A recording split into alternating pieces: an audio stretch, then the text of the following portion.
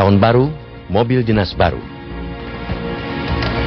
Konstitusi memerintahkan agar pengelolaan anggaran pendapatan dan belanja negara atau APBN dilaksanakan untuk sebesar-besarnya bagi kemakmuran rakyat. Tetapi dalam praktek, sadar atau pura-pura tidak sadar, keuangan negara malah dipakai untuk sebesar-besarnya bagi kemakmuran pejabat. Secara sadar, negara mengalokasikan belanja pegawai berkisar 15% hingga 22% dari total belanja pemerintah pusat. Belanja pegawai di daerah jauh lebih besar lagi, bisa mencapai di atas 50%. Tren alokasi anggaran untuk belanja pegawai selalu naik dari tahun ke tahun. Tentu saja, pos itu belum termasuk belanja barang untuk fasilitas pejabat. APBN perubahan 2009 misalnya, mengalokasikan sedikitnya 106 miliar rupiah untuk pengadaan 80 unit mobil mewah pejabat. Belum termasuk pajak yang totalnya mencapai 62,8 miliar rupiah.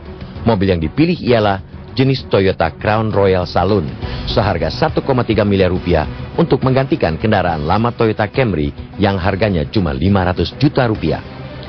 Realisasi pengadaan mobil dinas mewah mengambil momentum akhir tahun. Inilah kado istimewa tahun baru untuk 34 Menteri Kabinet Indonesia Bersatu Jilid 2 dan pejabat negara lainnya. Pada saat bersamaan, rakyat justru mendapatkan kado pahit tahun baru. Pemerintah mengumumkan pengurangan pagu beras untuk masyarakat miskin dari 15 kg pada 2009 menjadi 13 kg pada 2010.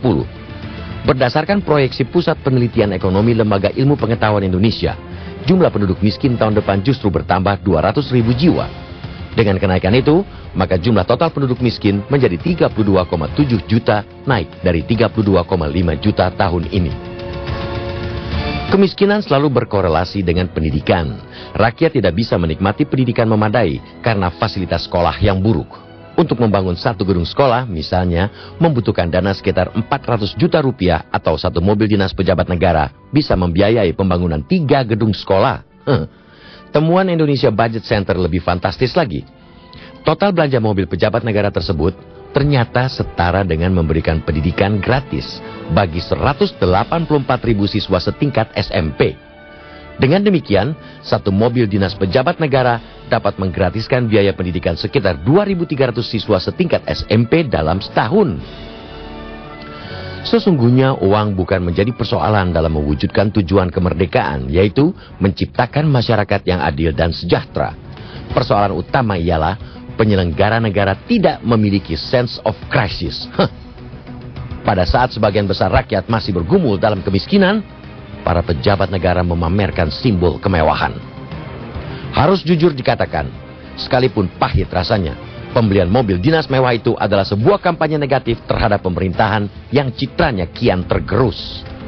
Mobil dinas mewah bagi para menteri itu sekaligus memperlihatkan pemerintah tidak memiliki sensitivitas terhadap kemiskinan, dan hidup hemat hanyalah kata-kata penghias bibir belaka.